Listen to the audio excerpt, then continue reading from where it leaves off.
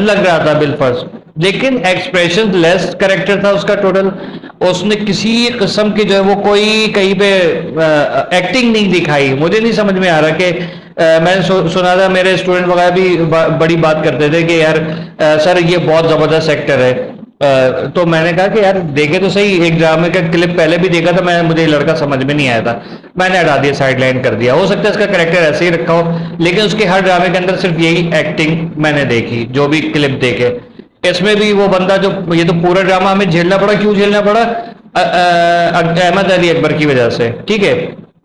अब वो बंदा जाहिर है कि उसको हम लोगों ने देखा है, बहुत अच्छे कैरेक्टर्स में देखा है, बहुत चैलेंजिंग कैरेक्टर्स में देखा है, तो सब ये चाह रहे थे कि यार ये पिया जो है वो सांवल के पास आनी चाहिए, जबकि डायरेक्टर के और राइटर के जहन में जो था कुछ और था कि नहीं यार सांवल को जो है वो रोता हुआ ही एंड करना है।